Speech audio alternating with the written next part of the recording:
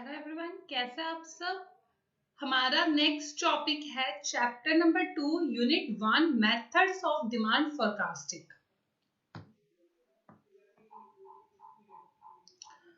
तो हमने अपने लास्ट वीडियो में डिमांड फोरकास्टिंग का मीनिंग पढ़ा था कि वो किस लिए जरूरी है, क्या क्या उसके रीजंस हम क्यों करना चाहते हैं, बिजनेस मैन को उस चीज से क्या क्या फायदे मिलेंगे, राइट। अब हम उसके मेथड्स की हम कैलकुलेट कैसे कर सकते हैं, डिमांड फोरकास्ट कैसे कर सकते हैं, उसके मेथड्स रीड करेंगे, right.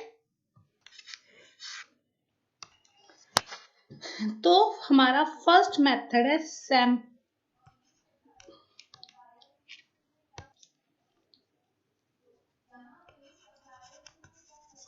Survey of buyers intention.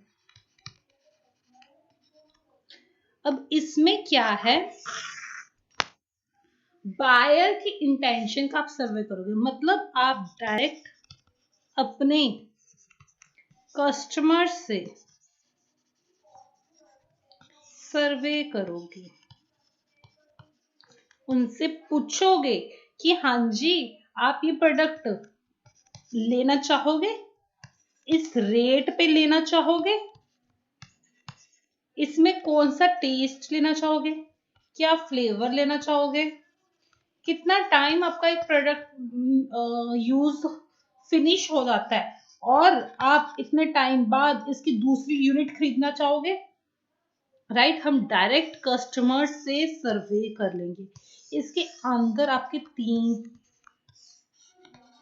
Method one के अंदर आगे तीन है। फर्स्ट क्या है, कंप्लीट, मतलब हमने सारे के सारे कस्टमर से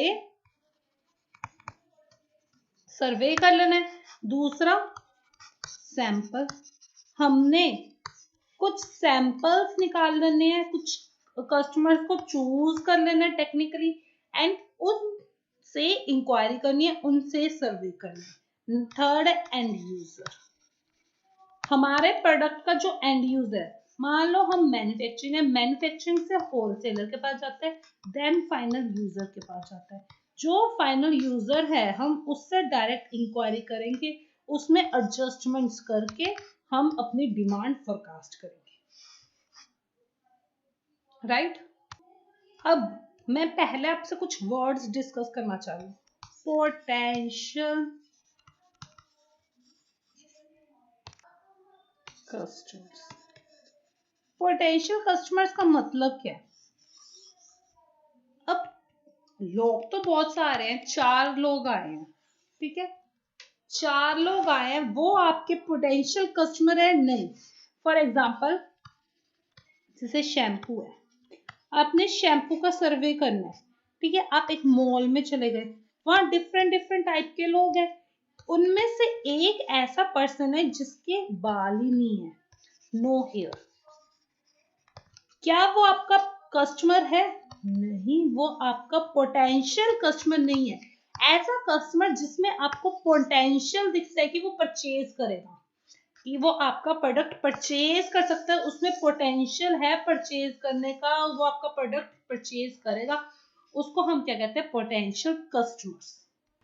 नेक्स्ट वर्ड है scientifically chosen sample.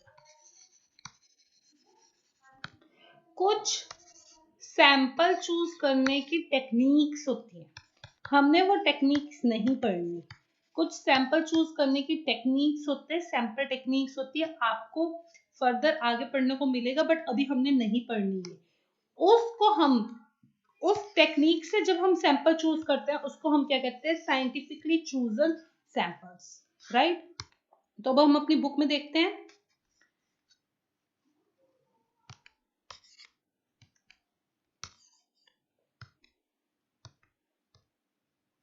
There is no easy method और सिंपल फॉर्मूला, कोई भी इजी मेथड नहीं है, फॉर्मूला नहीं है फ्यूचर को प्रेडिक्ट करने का, क्योंकि फ्यूचर हमेशा अनसर्टेन होता है, सर्टेनिटी की अनसर्टेनिटी उसके साथ जुड़ी होती है, इसलिए हम सर्टेन होकर फ्यूचर को प्रेडिक्ट नहीं कर सकते। ये प्रॉपर मिक्स है किस चीज का, ह्यूमन जजमेंट का और साइंटिफिक फॉर्मूले का। जब हम ह्यूमन जजमेंट और साइंटिफिक फॉर्मूला करेक्ट वे में लगाते हैं तो हम अच्छे से अच्छा प्रेडिक्शन कर सकते हैं, बेटर प्रेडिक्शन कर सकते हैं, जो एक्चुअल में होगा उसको प्रेडिक्ट कर सकते हैं। फर्स्ट मेथड क्या है, सर्वे ऑफ बायर्स इंटेंशन। हम बायर्स से, कस्टमर्स से पूछ लेंगे, उनसे सर्वे करेंगे कि वो क्या सोच रहे हैं, वो इस प्रोडक्ट को खरीदने का प्लान कर रहे हैं या नहीं कर रहे। अगर खरीदने का प्लान कर रहे हैं तो कितने टाइम में खरीदेंगे, वो दोबारा खरीदेंगे, इस रेट पे खरीदेंगे।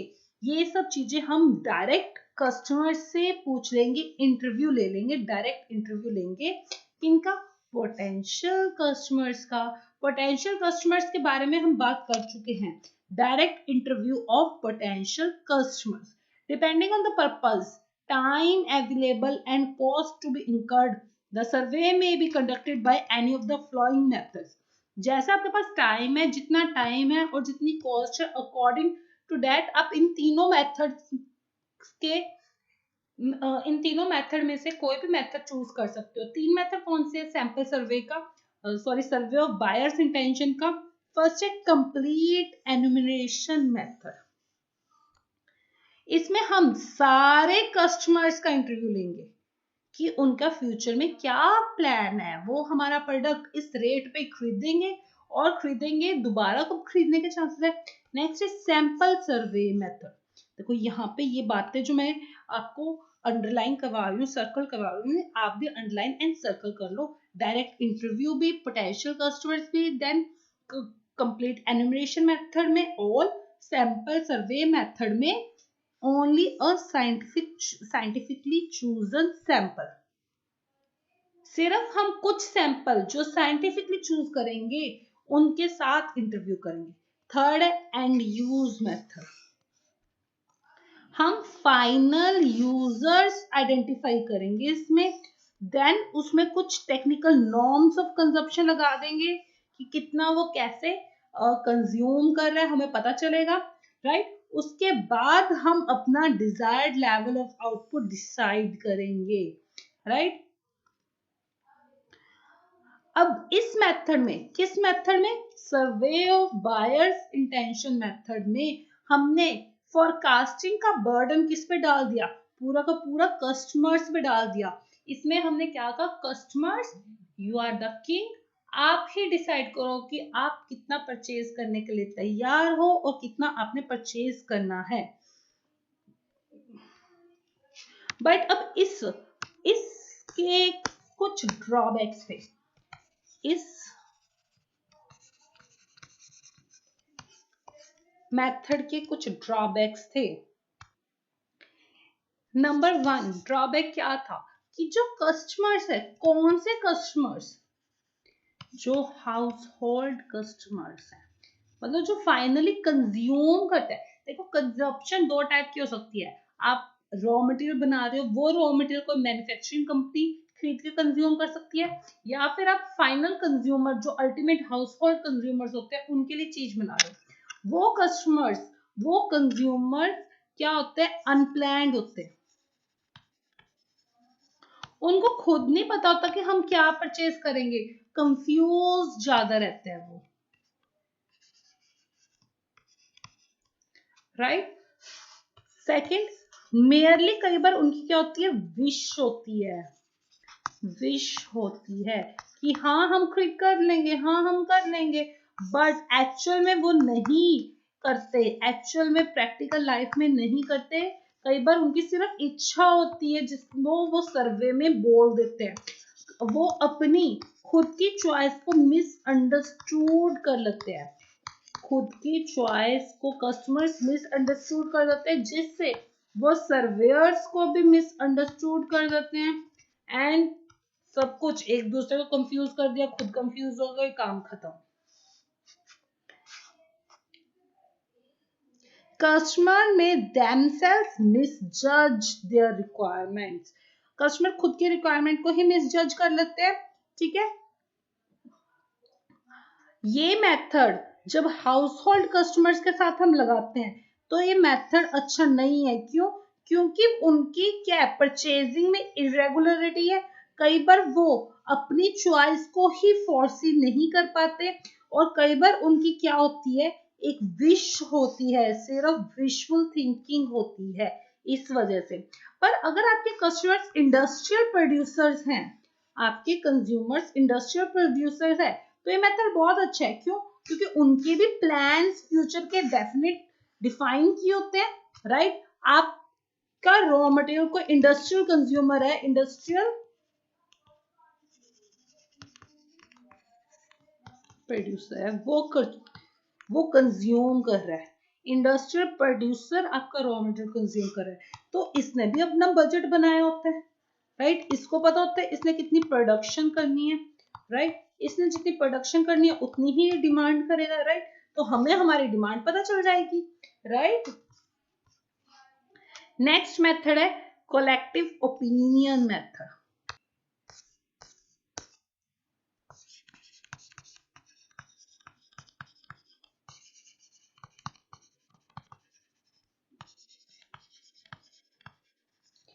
अब ये मेथड क्या है, मेथड नंबर 2 क्या करता है, फर्स्ट मेथड का जो ड्रॉबैक है कि कस्टमर्स को खुद ही नहीं अपने कंज्यूमर्स को पता होती चीजें, इसलिए हम उनसे नहीं पूछेंगे, हम ऐसे पर्सन से पूछेंगे जो कस्टमर्स के साथ डायरेक्ट कांटेक्ट में होते हैं, कस्टमर्स के साथ डायरेक्ट जुड़े हुए होते हैं, हम उनसे पूछेंगे।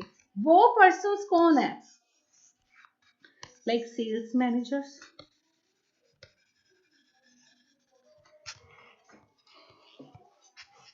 आपकी एक ऑर्गेनाइजेशन है जो पंजाब में समझ लो काम करती है, ठीक है।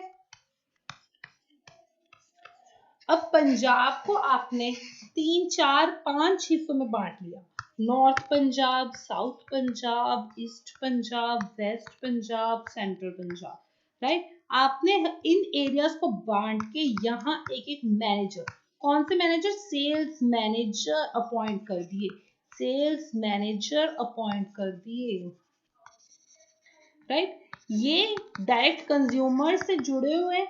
आपने अब इन सेल्स मैनेजर से पूछा, हाँ जी आप अपने एरिया में कितनी सेल एक्सपेक्ट कर रहे हो। नॉर्थ वाले ने कहा मैं 800 कर दूंगा, साउथ वाले ने कहा मैं तो बस 1500 पट्टे चक दूंगा, राइट। ईस्ट वाले ने कहा नहीं नहीं कोविड है, बहुत मुश्किल है आजकल सेल करनी, मैं तो 400 एक्सपेक्ट करके चल रहा हूँ। वेस्ट वाला नॉर्मल था, उसने कहा 900, सेंट्रल वाला भी नॉर्मल था, कहता 850, राइट। अब हमने देखा कोई तो बहुत ऑप्टिस्टिक होके काम कर रहा है, मतलब बहुत ज्यादा अपने हाई टारगेट्स लेके चल रहा है, कोई बहुत डरपोक है, रिस्क टेकर नहीं है, वो बहुत डर डर के चल रहा है, दिस इज पेसिमिस्टिक, ठीक है। अब हमने पहले क्या किया, इन्होंने अपने अपने टारगेट्स बताए, इन सबको ऐड कर दिया, कितना आया 4450, इतना आया, राइट। हमने क्या करना है, सबसे पहले सबका सम निकालना है, देन प्लस माइनस क्या करना है, कोई मैनेजर हमने देखा बहुत दूर तक फेंकता और कोई बहुत डर के काम कर रहा है, इनकी ऑप्टिमिज्म एंड पेसिमिज्म हमने एडजस्ट करनी है,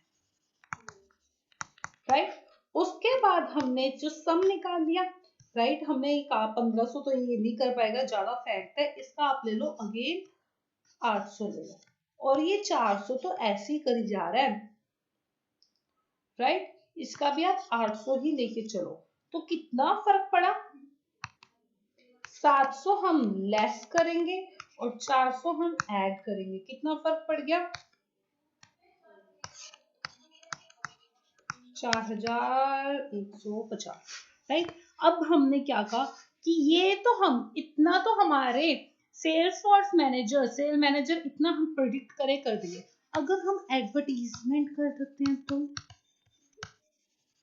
या हम प्राइस लो कर लेते हैं तो, इन शॉर्ट कंपनी की पॉलिसीज, इन शॉर्ट कंपनी की पॉलिसीज की वो फ्यूचर में क्या करेगी, कंपनी की पॉलिसीज की वो फ्यूचर में क्या करेगी, उसकी भी तो एडजस्टमेंट करनी पड़ेगी हमें, उसकी भी तो एडजस्टमेंट करनी पड़ेगी हमें, हमने 4150 में इस चीज की एडजस्टमेंट करी और जो नेट रिजल्ट आएगा ये हमारी क्या है, डिमांड फोरकास्ट है।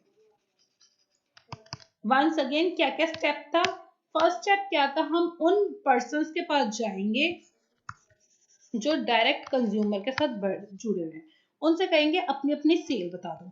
उन सब ने अपनी अपनी सेल्स बताई, राइट। स्टेप 2, उनकी सेल्स को हमने एग्रीगेट कर लिया।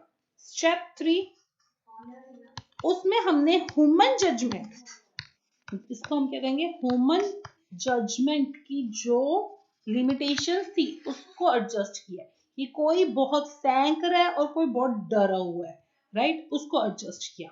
नेक्स्ट हमने स्टेप 4 में क्या किया, हमने जो कंपनी की पॉलिसीज की कोई एडजस्टमेंट थी वो की, ये कंपनी एडवर्टाइजमेंट ज्यादा करना चाहती है, प्राइस लोअर करना चाहती है, उसकी एडजस्टमेंट करी। तो जो आया आंसर वो हमारा क्या है, नेट फोरकास्ट, डिमांड फोरकास्ट। चलो हम अपनी बुक में देखते हैं, कलेक्टिव ओपिनियन मेथड। अच्छा, इसको क्या कहते हैं, sales force opinion method, star mark, grass roots approach, star mark, right. इसमें हम फर्म्स वाले किनको पूछेंगे, डायरेक्ट सेल्स फोर्स को पूछेंगे, क्योंकि वो नॉलेजेबल पर्सन है, एक्सपीरियंस पर्सन है, स्किलफुल पर्सन है, उनको ज्यादा पता है, वो ज्यादा अच्छे से एस्टिमेट कर सकते हैं अपनी टेरिटरीज में कि हमारी टेरिटरी में हम कितनी डिमांड कर सकते हैं। ये कस्टमर्स के से ज्यादा जुड़े हुए हैं, क्लोजेस्ट है कस्टमर से, इसलिए इनको ज्यादा पता है कि कस्टमर्स कैसे रिएक्ट करेगा, मार्केट के चेंज होने से कस्टमर कैसे रिएक्ट करेगा, इनको ज्यादा पता है, राइट। पहले हम इनकी सेल्समैन की एस्टिमेट्स को कंसोलिडेट करेंगे। फर्स्ट स्टेप क्या था, इनके एस्टिमेट्स पूछेंगे। सेकंड स्टेप क्या था, इनकी एस्टिमेट्स को कंसोलिडेट करेंगे।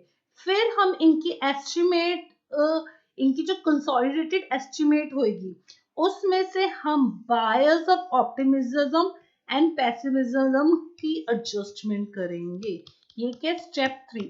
देन हम कंपनी की कोई पॉलिसी है कि सेलिंग प्राइस चेंज होनी है, प्रोडक्ट का डिजाइन चेंज होना है, एडवर्टाइजमेंट प्रोग्राम चेंज होना है, कोई एक्सपेक्टेड चेंज इन कंपटीशन है, सेक्युलर फोर्सेस है, इन सब को एडजस्ट करेंगे in the light of factors, further examine in the light of factors. ये क्या है, स्टेप 4।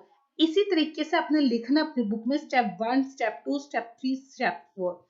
तो जो लास्ट में आंसर आएगा वो हमारी फाइनल सेल्स फोरकास्ट आएगी।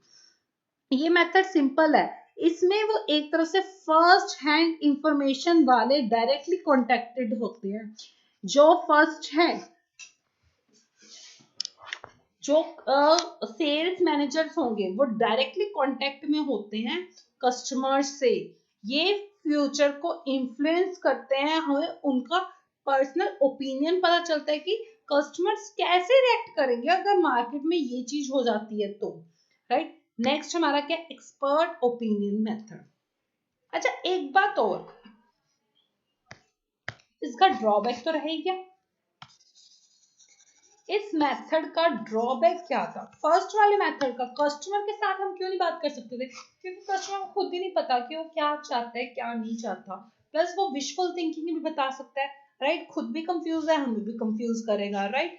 सेकंड का ड्रॉबैक क्या है, हम सेल्स मैनेजर से क्यों नहीं पूछ सकते, क्योंकि वो क्या है, उनको अपने एरिया की नॉलेज है, यस ये इनका एडवांटेज था। डिसएडवांटेज क्या, इनको होल इकोनॉमी की नॉलेज नहीं है, इनको होल इकोनॉमिक की नॉलेज नहीं है।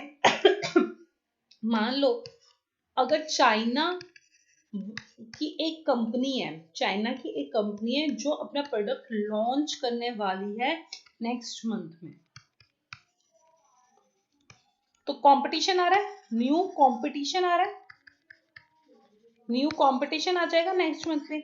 इस कंपटीशन के बारे में सेल्स मैनेजर को, एरिया के सेल्स मैनेजर को नॉलेज होगी, नहीं होगी ना, उसको ये बारे में पता ही नहीं होगा, ये ड्रॉबैक है, वो होल इकोनॉमी के बारे में नहीं जानते होते, इसलिए हम मेथड 3 की तरफ जाएंगे। मेथड 3 क्या है, एक्सपर्ट ओपिनियन मेथड।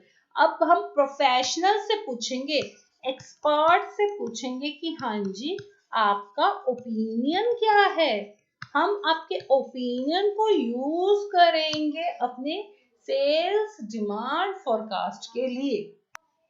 इस मेथड को हम डायरेक्टली पढ़ते हैं, हम प्रोफेशनल मार्केट के एक्सपर्ट्स कंसल्टेंट्स के पास जाते हैं कि आपको क्या लगता है डिमांड कैसे होगी। आपने देखा होगा बिजनेस चैनल्स में, जी बिजनेस चैनल में, CNBC में प्रोफेशनल्स एक्सपर्ट्स बैठे होते हैं जो प्रेडिक्ट कर रहे होते हैं कंपनी का फ्यूचर, कि इस कंपनी की फ्यूचर क्या है, इसकी डिमांड बढ़ेगी, ग्रोइंग रेट क्या आएगी, ये सब प्रेडिक्शन कर रहे होते हैं। वो कौन है? प्रोफेशनल्स।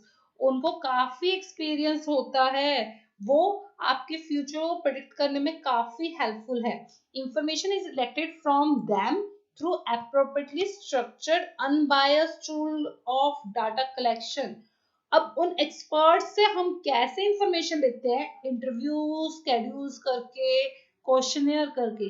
ये सब क्या है? स्ट्रक्चर्ड टूल है, मेथड है, अनबायस्ड टूल है, मेथड है of data collection, right.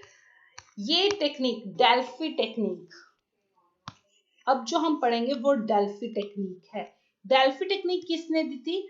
Olive Helmer ने दी थी at the Rand Corporation of the USA। ये क्या कहता है? हम 3-4 एक्सपर्ट्स को बैठा लेंगे, राइट। हम पहले इनिशियल क्वेश्चनर देगा कोऑर्डिनेटर, मतलब हम लोग जो कोऑर्डिनेट करेंगे उनकी प्रॉपर मीटिंग को, वो एक को क्वेश्चनर देगा, जो एक एक्सपर्ट को क्वेश्चनर देगा, वो एक्सपर्ट अपने रिस्पॉन्स को सबमिट करवा देगा और उसका रिस्पॉन्स क्या रहेगा? एनोनिमस रहेगा। एनोनिमस का मतलब क्या है?